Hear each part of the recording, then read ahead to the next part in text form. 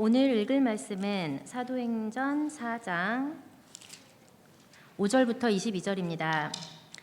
이튿날 관리들과 장로들과 서기관들이 예루살렘에 모였는데 대제사장 안나스와 가야비와 요한과 알렉산더 및 대제사장의 문중이 다 참여하여 사도들을 가운데 세우고 묻되 너희가 무슨 권세와 누구의 이름으로 이 일을 행하였느냐?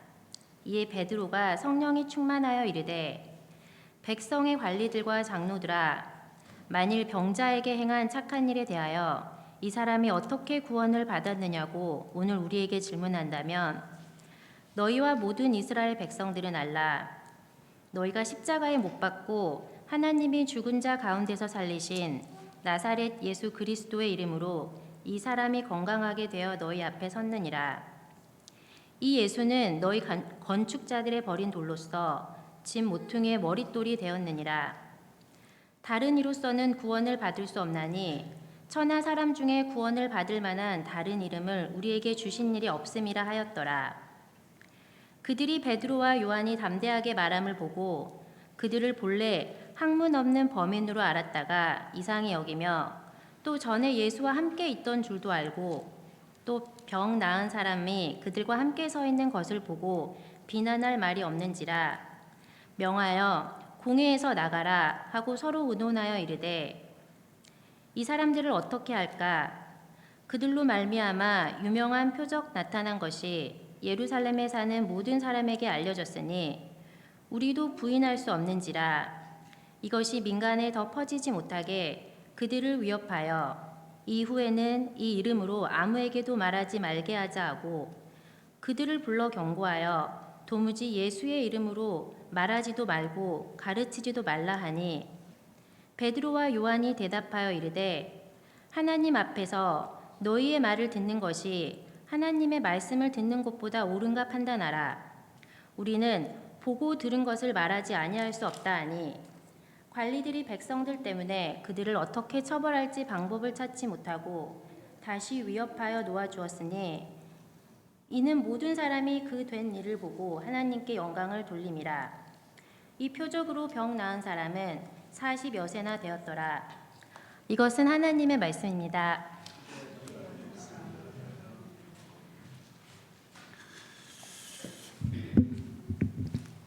기도하겠습니다.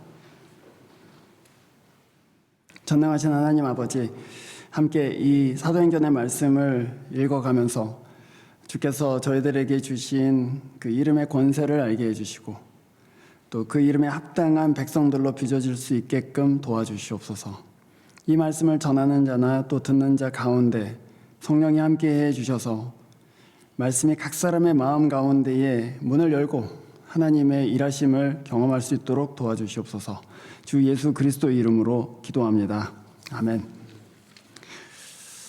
오늘 이 말씀은 사실은 3장에서부터 이어나오는 말씀입니다. 사도행전 3장에서 성전 미문에 앉아있던 평생 걸어본 적이 없는 지체장애자, 그 사람을 베드로와 요한이 고친 사건이 일어났고요.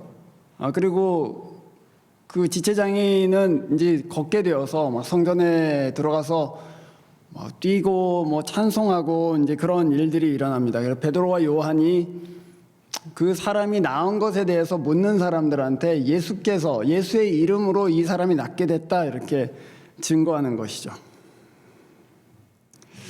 근데 오늘 이 본문에 보면 이 사두개인들이 와서 이렇게 묻습니다. 7절에 보면은 도대체 무슨 권세와 누구의 이름으로 이렇게 이런 일을 행하고 있냐 이렇게 묻습니다. 누구의 이름으로 고쳤냐? 그게 뭐 그렇게 시비거리가 될까요? 아니 만약에 베드로와 요한이 자기의 이름으로 고쳤다면 아마 이렇게 묻지 않았을 것입니다. 이 사람들이 예수의 이름으로 고쳤다고 하니까 그 예수의 이름에 지금 딱 걸린 것이죠. 사실 이 질문을 제기한 사두개인들은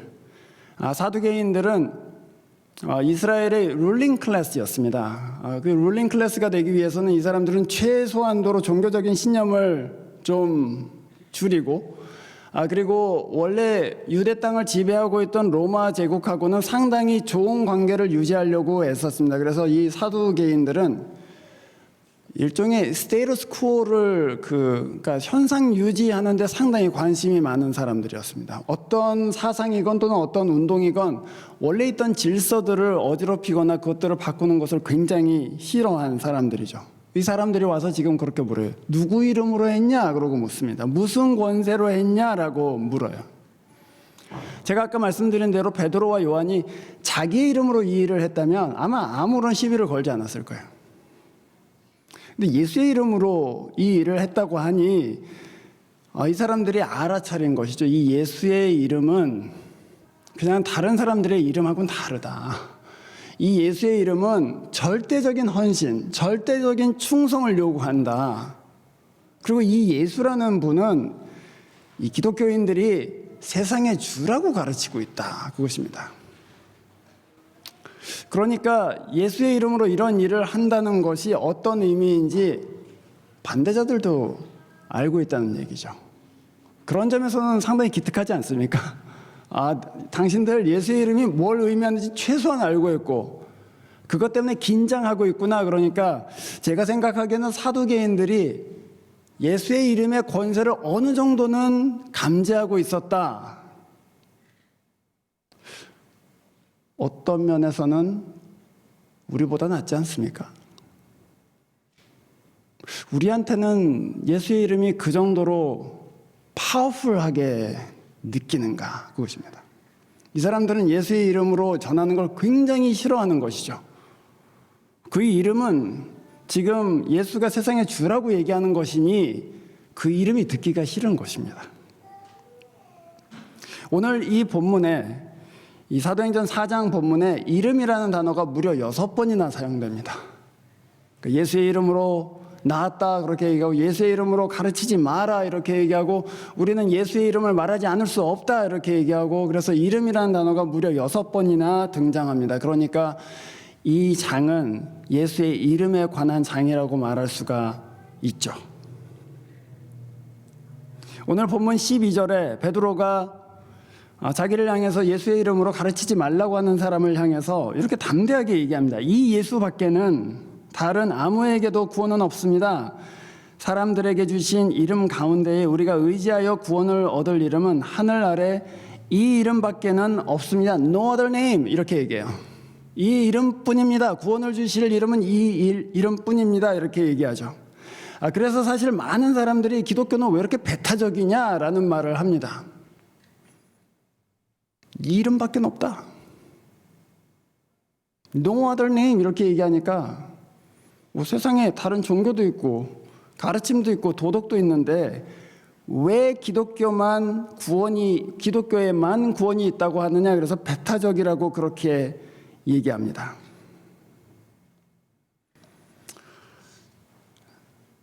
왜 배타적일까요? 사실은 그 구원이 이 세상이 생각하는 구원하고는 상당히 다르기 때문입니다.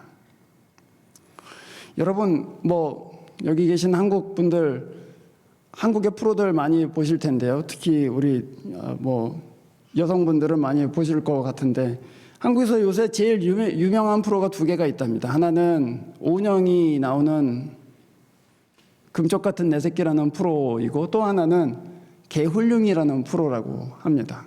저희 집에서도 저도 가끔씩 봅니다. 개를 키우고 있으니까. 근데요, 이 오은영 박사가 여러 가지 문제아들과 그 부모들을 이제 상담하고 또 돌보고 하면서 아이들이 막 변하는 것들이 프로에 나옵니다. 막 거칠었던 아이가 순해지고 이렇게 그 불안증에 시달렸던 애들이 아주 평화롭게 되고 또 그 개훈련 같은 경우에는 막 사람을 물던 개들이 양순해지고 그런 일들이 막 나타나요. 그래서 이거 목사보다 나은 거 아니야? 그런 생각이 들 때가 있습니다. 이거 목사보다 낫다. 목사가 아무리 해봐야 뭐가 해결되냐? 이렇게 생각이 돼요. 아무것도 해결되는 게 없는데 이 개훈령을 봐라. 좀 개들도 이렇게 온순해지고 이 금쪽 같은 내 새끼를 봐라. 이 애들이 이렇게 아이가 변했어요 하지 않냐? 그래서 이거 목사보다 낫다 그런 생각이 들 때가 있습니다. 그리고 실제로 어떤 사람들이 저한테 그렇게 얘기해요. 목사보다 낫지 않아요? 물론 기독교는 목사가 무엇을 하는 종교는 아닙니다. 하지만 이분들의 얘기는 지금 당장에 어떤 해결이 나오는 이것들이 훨씬 더 강력하고 좋지 않습니까? 하는 그런 얘기들이죠.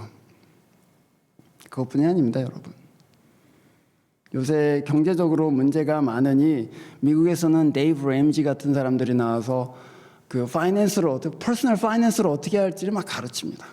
리더십이 굉장히 중요합니다. 그래서 스티븐 코비 같은 사람들이 나와서 책을 쓰면 막 밀리언 셀러가 되고 그렇습니다. 그런데 여러분, 우리가 조심해야 될 부분이 있습니다. 뭐냐면 구원과 도움은 다르다는 것이죠. 이것들은 다 도움입니다, 사실. 우리의 경제적으로 어떻게 관리하고 할 것인가를 도와줍니다. 그래서 너무 엉망으로 돼 있던 가정 경제를 잘 세울 수 있도록 도와주죠. 또 부부 관계, 또 부모와 자식 관계에 막 엉켜 있던 것들을 도와줍니다. 또 내게 어떤 관계들을 건강하게 해나갈 그런 스킬들이 너무 부족하기 때문에 그런 책들이나 세미나나 이런 것들이 그것을 도와줍니다. 도와주는 거 맞습니다. 그리고 그 도움이 상당히 도움이 되는 때가 많은 것도 맞습니다. 그러나 이런 도움들이 돕지 못하는 것들이 있습니다. 그것은 뭐냐면 죄의 문제들입니다. 그것은 구원의 문제들입니다. 우리 영혼과 관련된 문제들, 우리 마음의 죄와 관련된 문제들은 데이브 램지가 가르쳐 줄 수가 없습니다. 스티븐 코비가 어떻게 해줄 수가 없는 것이죠. 그래서 물론 여러분들이 이 세상 가운데에서 도움을 주는 여러 가지 것들을 보면서 이거 좋다 하고 느끼실 수 있지만 저는 그렇게 말씀드리고 싶습니다. 도움과 구원을 구분하셔야 된다. 기독교의 예수 그리스도는 퍼스널 파이낸스를 어떻게 잘 해보려고 우리에게 오신 분이 아닙니다. 그분은 죄로부터 우리를 구원하려고 오신 분이시죠. 죄의 문제에 대한 도움이 필요한데 당장 우리가 겪고 있는 실생활의 문제들을 가지고 고민하고 있다면 예수가 아닌 다른 것들이 훨씬 더 강력하게 보이지 않겠습니까? 그 예수와 다른 것들이 경쟁하는 것이 아닙니다, 사실은. 예수님께서 우리 이 땅에 오신 것은 죄의 문제를 해결하시기 위해서 자기 자신을 주신 것이죠. 그런 의미에서 구원은 예수에게밖에는 없다, 그 얘기입니다. 세상에 많은 도움들이 있습니다. 그러나 나를 심판으로부터 구원하실 이름, 우리 가족을 죄로부터 구원하여서 완전케 하실 이름은 예수밖에는 없는 것이죠. 그것이 사도가 오늘 얘기하고 있는 것입니다. 천하 다른 이름으로는 구원을 받을 수 없나니 예수의 이름밖에 없다, 그 얘기입니다. 사실 사도행전 3장에서 사도들이 성전 미문에 앉아 있었던 장애인을 고칠 때에 3장 6절에서 이렇게 베드로와 요한이 얘기합니다. 금과 은은 내게 없으나 내게 있는 것으로 그대에게 주니 나사렛 예수 그리스도의 이름으로 일어나 걸으시오, 이렇게 얘기하죠. 금과 은은 내게 없다, 그렇게 얘기했습니다. 그러나 내게 있는 것으로 줍니다 하면서 준 게 뭐예요? 예수의 이름을 준 것이죠. 예수의 이름을 주었고 그 사람이 그 예수의 이름을 믿었다, 그렇게 되어 있습니다. 그래서 뒤에 보면은 이 사람이 그 이름을 믿음으로 구원받았습니다, 그렇게 얘기해요. 저는 그런 생각이 듭니다. 우리는 금과 은이 없다, 이렇게 충분히 말할 수 있는가?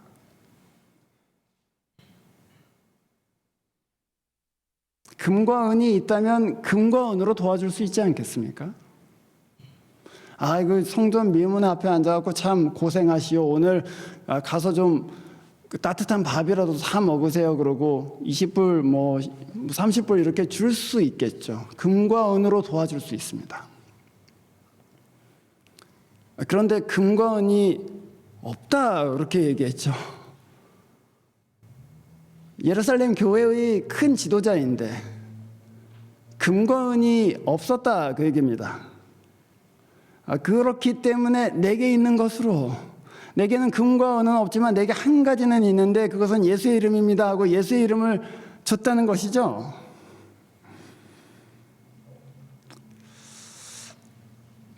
이상하게도 잘 사는 나라가 되면은 하나님의 역사가 잘 나타나지 않는 것을 여러분 역사 속에서 보시지 않습니까? 선교지에서 여러 선교사들이 보고를 합니다. 그런데 하나님의 기적적인 능력이 나타났다, 뭐 치유가 일어났다, 뭐 아이가 사고를 당해갖고 팔이 이만큼 찢어졌었는데 그게 기적적으로 나았다, 그런 수많은 그런 사도행전에서 보는 그런 얘기들이 선교지에서 보고가 돼서 총회에 이렇게 나와요. 근데 이게 보면은 독일에서 그런 일이 일어났다 그런 얘기는 잘 못 들어봤습니다. 뭐 미국에서 그런 일이 일어났다, 뭐 뉴욕에서 그런 일이 일어났다 잘 못 들어봤습니다. 다 굉장히 어려운 나라들입니다. 중동의 어떤 지역에서는 한 마을에 있는 수십 명의 사람들이 꿈에 예수의 얼굴을 보고 그를 믿으라는 계시를 받아서 예수를 믿게 됐다는 그런 보고도 있습니다. 왜 가난한 나라, 왜 의료시설이 잘 돼 있지 않은 나라, 왜 문명의 혜택이 잘 돼 있지 않은 나라에서 이런 하나님의 능력들이 나타날까 생각해 보면 거기에 간 선교사들이 줄 게 없기 때문이 아닌가 그런 생각을 하게 됩니다. 우리가 많은 돈을 갖고 들어갔다면 우리가 병원 지어줄게, 우리가 학교 지어줄게, 우리가 뭐 해줄게 하면서 텅텅텅텅 이렇게 지어줄 수가 있겠죠. 그리고 거기 들어가면 돼, 거기서 치료를 받으면 돼, 거기서 뭐 학교를 다녀서 경제적으로 나아지면 돼 라고 얘기할 수 있지만 아무것도 없으니까 내가 줄 수 있는 것은 예수 이름밖에 없네. 그래서 그 이름을 붙들고 그 이름을 말하고 그 이름에 모든 희망을 걸도록 말한 것이죠. 그래서 그 사람들도 돈도 없고 아무것도 없으니 이 사람들이 전한 그 예수라는 분의 이름을 붙들고 그 이름 앞에 예배하고 그 이름을 붙들고 기도하고, 그러니 하나님께서 안 들으시겠습니까, 여러분? 그렇게 간절한 마음으로 예수의 이름을 부르는데 아무것도 없는 사람이 예수의 이름을 전하고 아무것도 없는 사람들이 예수의 이름을 받아서 그 이름에 하나에, 그 이름 하나에 목숨을 걸고 내 인생을 걸고 부르는데 하나님께서 안 들으시겠습니까? 그래서 저는 우린 좀 더 가난해져야 되겠다는 그런 생각을 하게 됩니다. 우리는 지금 너무 은과 금이 우리 수중에 많다 그런 생각이 듭니다. 뭐 오해하지는 마십시오. 제가 여러분한테 여러분의 지자산을 다 버리고 예수를 부르십시오 그런 말씀을 드리는 것이 아닙니다.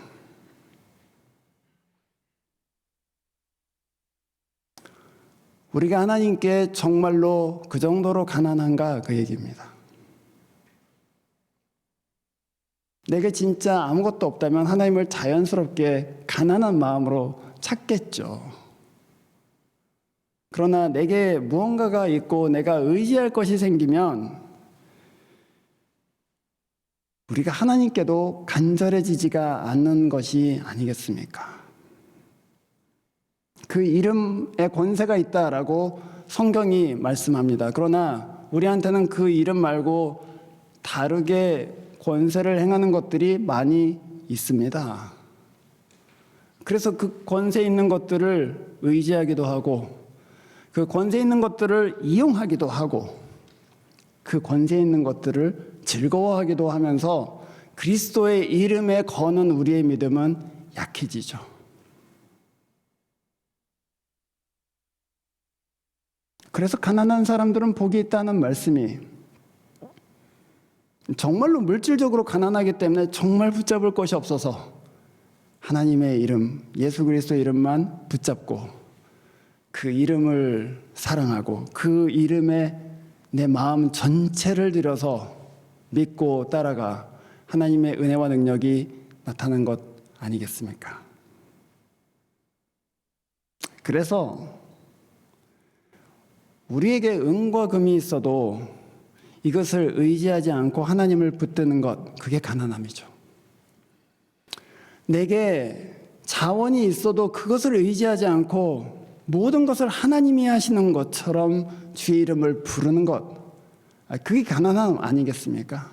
주님이 우리에게 찾으시는 것은 금과 은은 내가 없어도, 내 속에 있어도 하나님이 안 계시면 내 인생은 말짱 헛것입니다 라고 하나님 앞에 나아가는 것, 그것이 주님이 우리에게 찾으시는 것이고, 바로 그때에 그 이름을 그런 가난함으로 부를 때에 주님께서는 그 이름의 권세를 저희들에게 허락하시는 것 아니겠습니까?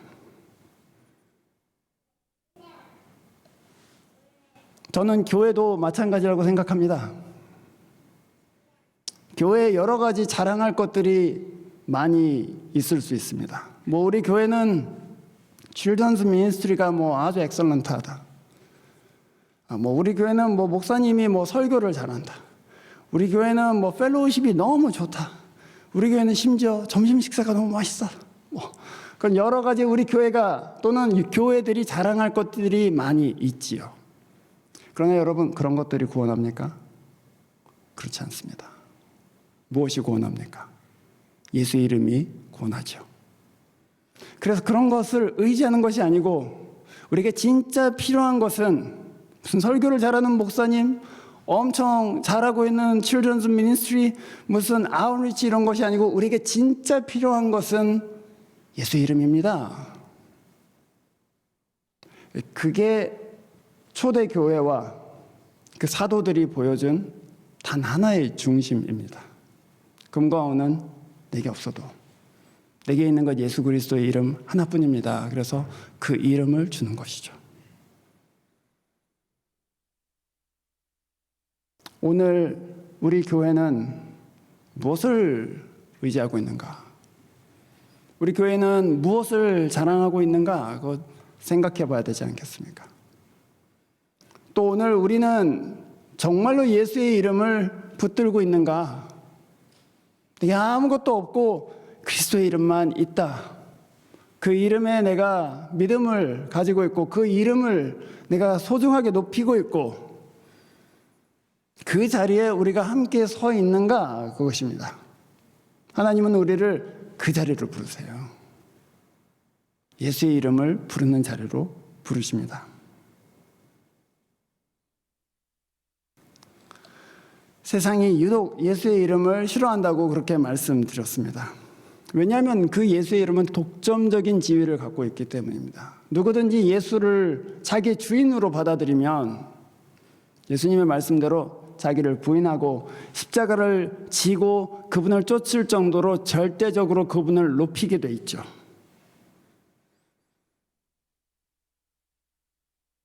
주님은 그 영광을, 그 독점적인 지위의 영광, 그것을 절대로 다른 신과 또는 다른 대상과 나누지 않으십니다. 그 영광을 나누지 않으세요.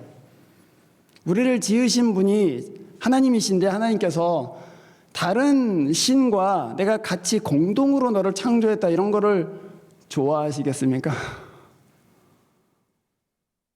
내가 조장호를 그 부다하고 같이 지었다. 그래서 영광을 반씩 나눠 갖는다. 이렇게 절대 그런 일은 있지 않습니다. 내가 너를 위해서 내 전부를 주었고 내가 그 영광을 누구와도 나누지 않는다. 내가 구원했다. 이렇게 하나님께서 영광을 독점적으로 취하십니다. 예수 그리스도께서 그분의 영광을 독점적으로 취하세요.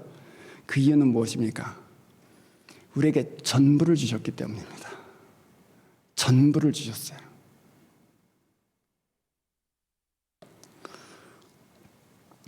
세상에 여러 가지 종교가 있습니다.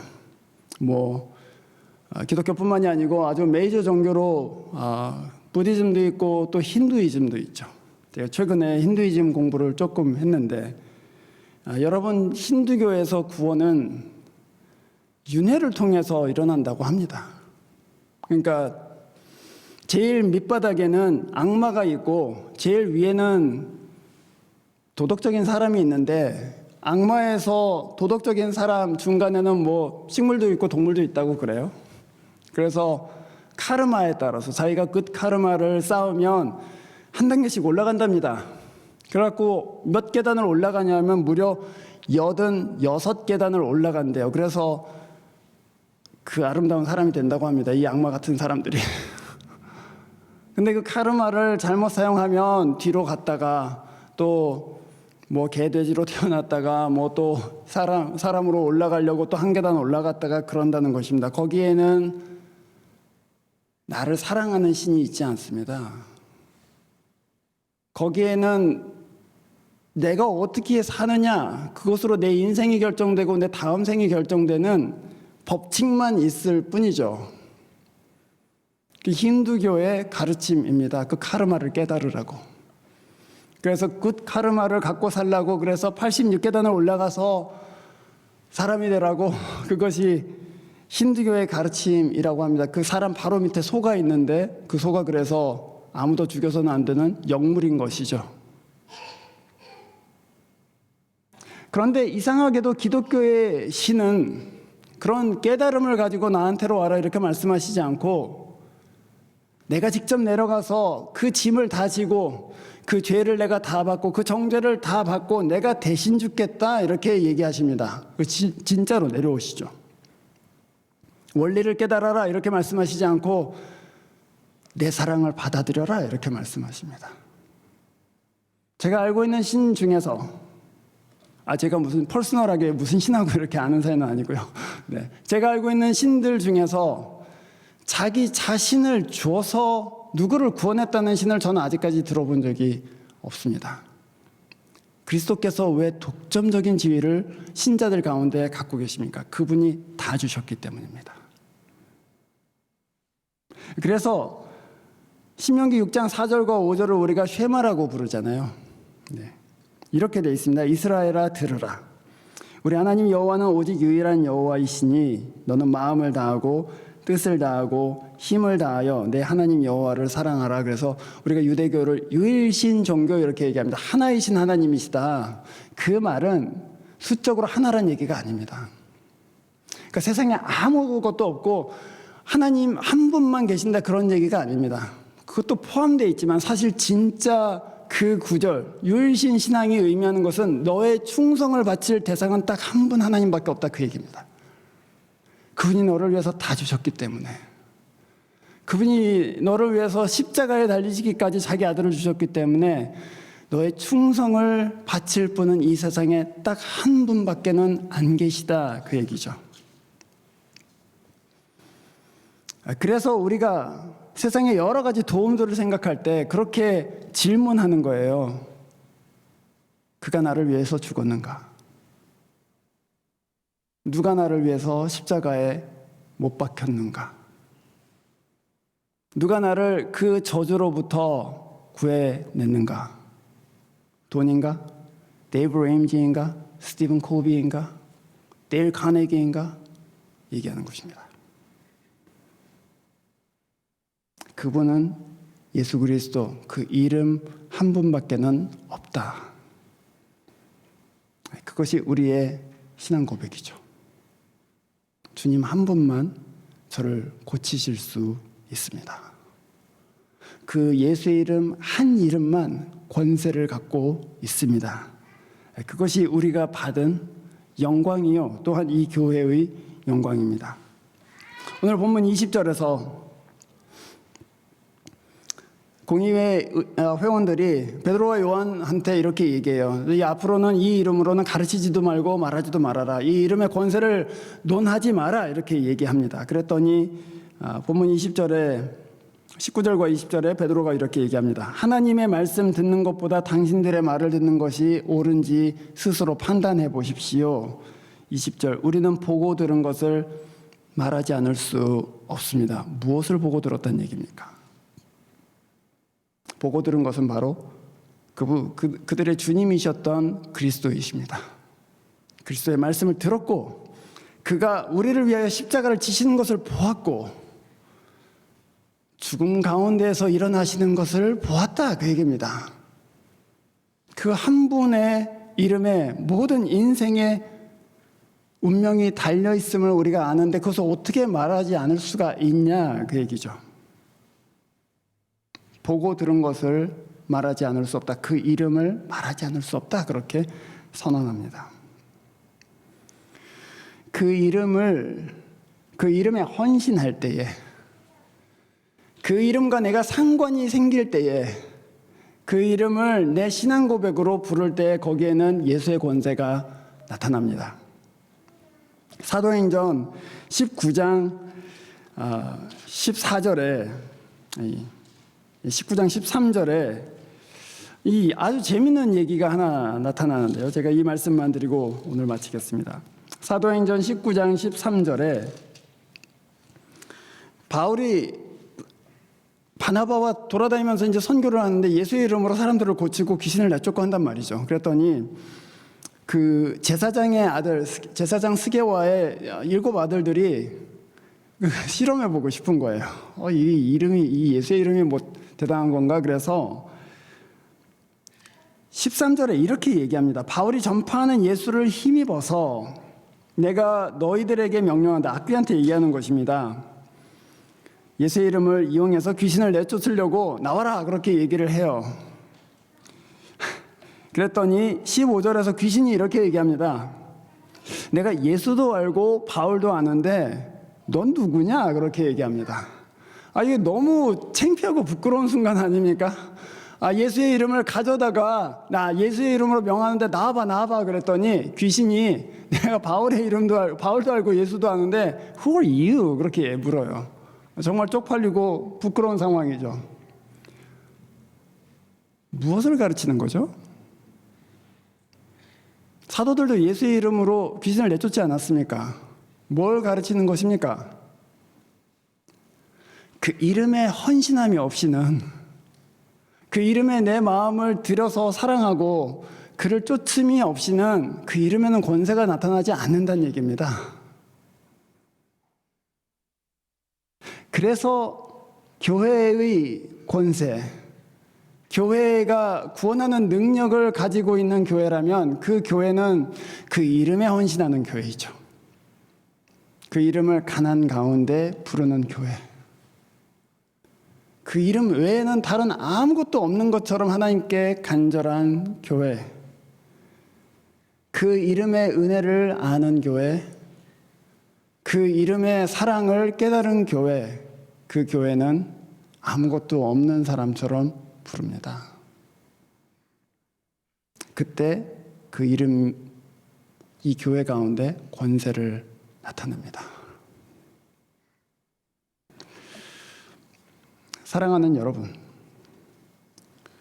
이 교회는 내년이면 이제 30주년을 맞습니다. 갑자기 제가 20주년일 때 이 교회에 이제 온 지 얼마 안 돼서 있었던 것 같은데 이 교회는 이제 내년이면 30주년을 맞습니다. 저는 이 교회가 여기 한인들 그렇게 많지 않기 때문에 큰 교회가 될 거라는 생각은 별로 없습니다. 하지만 이 교회가 그 이름의 권세를 아는 교회가 되는 것은 굉장히 중요하다고 생각합니다.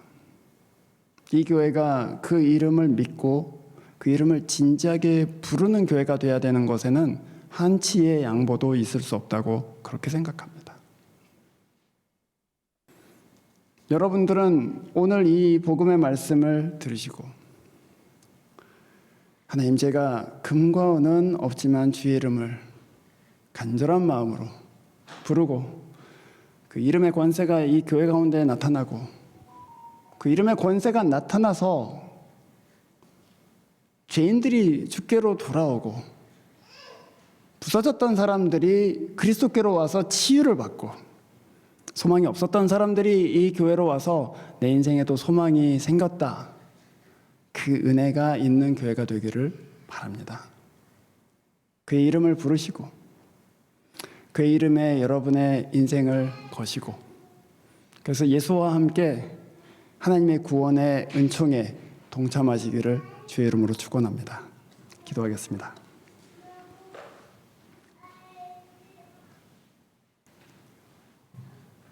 주님, 이 이름을, 예수의 이름을 저희들에게 허락해 주신 것을 감사드립니다. 가난한 심령으로 주님을 부를 수 있도록 저희 마음 가운데 겸손함을 허락해 주시고 또 낮은 마음 주셔서 순전한 믿음으로 예수의 이름을 부르고 함께 부르는 자들 가운데 구원의 은총과 영광이 나타나게 인도하여 주시옵소서. 주 예수 그리스도 이름으로 기도합니다. 아멘. 하나님 아버지, 저희들에게 주신 모든 물질의 축복들, 또 건강의 축복들, 또 기회의 은혜들을 하나님 앞에 감사드립니다. 저희들에게 주신 것들 중에 일부를 하나님께로부터 온 것임을 고백하는 표로 드립니다. 이 예물과 함께 저희의 마음도 몸도 또 저희의 인생도 받아주시옵소서. 또 하나님의 선한 능력을 저희들을 통해서 이 세상 가운데 펼쳐 주시옵소서. 하나님 아버지께서 예수의 이름으로 드리는 기도에 응답해 주시기를, 우리 주 예수께서 여러분에게 그 이름의 권세를 드러내 주시기를, 또한 주 성령께서 여러분이 그 이름으로 행하는 일 위에 능력과 은혜를 베풀어 주시기를 간절히 축원하옵나이다. 아멘.